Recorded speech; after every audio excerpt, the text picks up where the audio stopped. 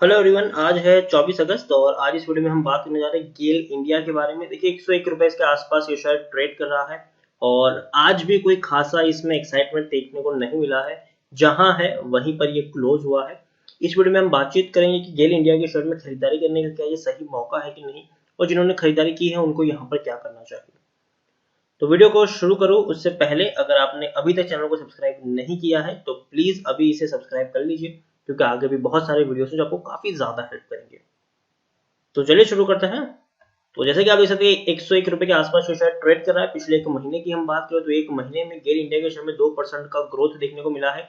101 रुपए तक का हाई है जो अभी बना है। और अगर हम देखें तो पिछले 3-4 दिनों से ये शेयर इसी प्राइस के ऊपर ट्रेड कर रहा है।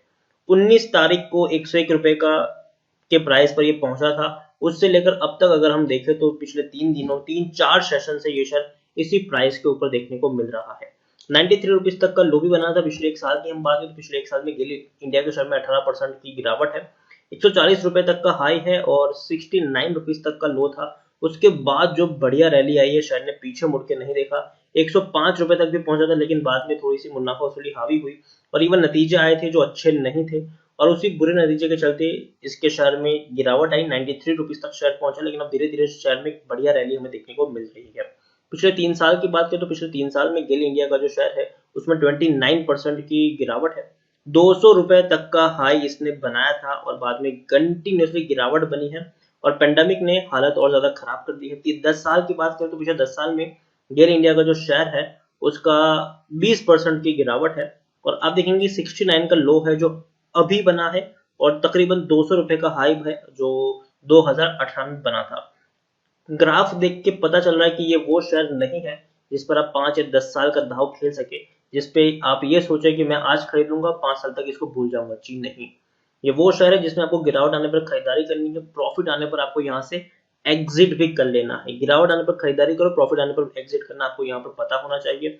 लार्ज कैप स्टॉक है, तकरीबन 46,000 करोड़ के आसपास का इसका मार्केट कैप देखने को मिल रहा है। और तो और अगर मैं आपको इनकी शेयर होल्डिंग की दिखाऊं तो प्रमोटर के पास 52.10% की होल्डिंग देखने को मिल रही है। सॉरी, 52.10% की होल्डिंग है प्रमोटर के पास। एफआईएस के पास 15.61% की होल्डिंग है। म्यूचुअल फंड के पास 11.26% की होल्डिंग है। इंश्योरेंस कंपनी के पास 6.71% के आसपास की होल्डिंग देखने को मिली है।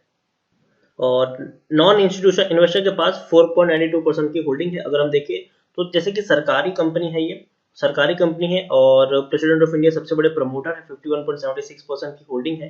एक भी शेयर गिरवी नहीं है। 32 म्यूचुअल फंड स्कीम का पैसा लगा है। 586 एफआईएस भी यहाँ पर इन्वेस्टेड है।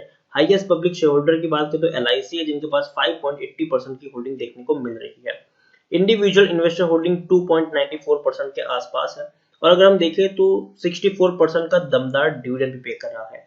अब देखिए 6 रुपए 40 पैसे का डिविडेंड पे कर रहा है ऐसा शेयर जिसकी प्राइस 100 रुपए के आसपास है, वो आपको 6.5 रुपए तक का डिविडेंड पे कर रहा है। तो काफी बढ़िया चीज है ये, डिविडेंड से मालामाल करने वाली कंपनी हम इसको कह सकते हैं। और काफी अच्छा डिविडेंड इस कंपनी ने पे भी किया है। गेल इंडिया की अगर मैं बात करूं तो टेक्निकल रेटिंग काफी शानदार इसकी देखने को मिल रही है।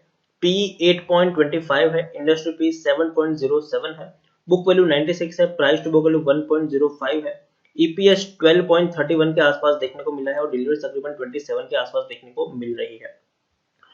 According to Moneycontrol user 90% लोग खरीदने की सलाह दे रहे हैं। मतलब 90% लोगों का कहना है कि भैया बढ़िया मौका है, खरीदारी करो, आने वाले दिन में और बढ़िया आपको रेटी देखने को मिलेगी। 5% लोगों की होल्ड करने की नसीहत है तो 5% लोग यहाँ पर बेचने की भी सलाह दे रहे हैं। मतलब 95% लोगों का यहाँ पर पॉजिटिव व्यू है। गेल इंडिया की मैं बात करूं तो जून के नतीजे अच्छे नहीं आए थे।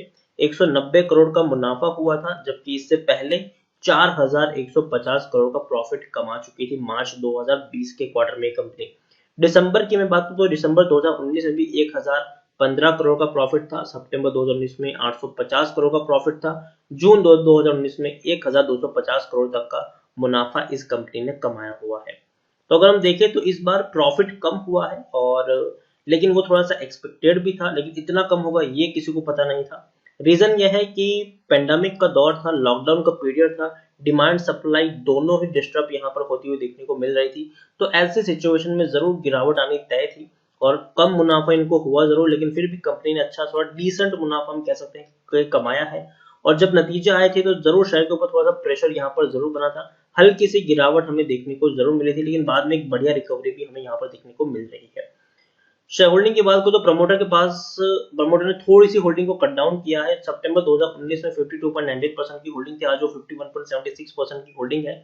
सरकारी कंपनी है, प्रमोटर प्रेसिडेंट ऑफ इंडिया है, एक कंट्रोलिंग स्टेक अगर हम कहें तो सरकार के पास अभी भी देखने को मिल रही है।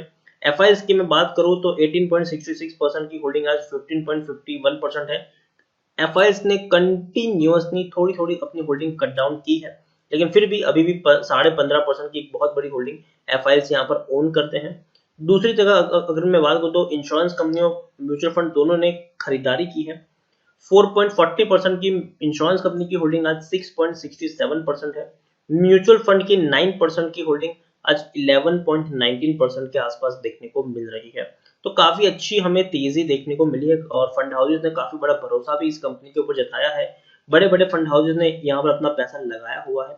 गेल इंडिया की मैं बात करूं तो सरकारी कंपनी, तो पहली चीज तो ये कि भैया बर्बाद होने वाली कंपनी बिल्कुल भी नहीं है। ये कंपनी कभी भी बर्बाद नहीं होगी। और जिस सेक्टर से जुड़ी हुई कंपनी है ऑयल एंड गैस, देखिए शॉर्ट टर्म के लिए इस कोरोना के चलते इसके ऊपर ब्रेक जरूर लगा है, लेकिन कंपनी बर्बाद कभी भी नहीं हो सकती है। लॉन्ग टर्म में वापस से ये कंपनी रिकवर कर जाएगी, लेकिन एक बात हमेशा याद रखिएगा, आप इसमें 5 या 10 साल का गेम बिल्कुल भी नहीं खेल सकते। ये वो कंपनी है जिसमें अगर गिरावट आई है तो तेजी आएगी, लेकिन अगर पर शेयर आपको यहाँ पर 10-15 रुपए का मुनाफा हो जाता है तो आपको प्रॉफिट बुकिंग भी कर लेना चाहिए।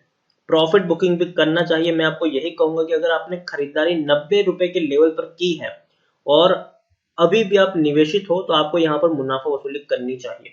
लेकिन अगर आपने 95 रुपए के आसपास या 100 रुपए के आसपास खरीदारी की है तो बने रहो, जरूर थोड़ा वक्त लगेगा, लेकिन शेयर आपको 110 रुपए के आसपास भी जाता हुआ देखने को मिलेगा, तो वहां पर आप प्रॉफिट बुकिंग कर सकते हो।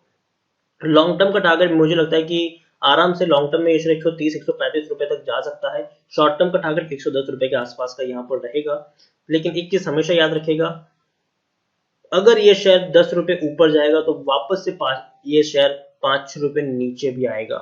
ठीक है, तो प्रॉफिट बुकिंग करते रहो। अगर पर शेयर आपको 10-12 रुपए का मुनाफा होता है तो आपको वहां पर प्रॉफिट बुकिंग कर लेनी चाहिए। वापस से शेयर जब नीचे गिरेगा तब आप वापस से यहाँ पर एंट्री ले सकते हो। कोई मौका आपके हाथ से छूटा नहीं जा रहा है।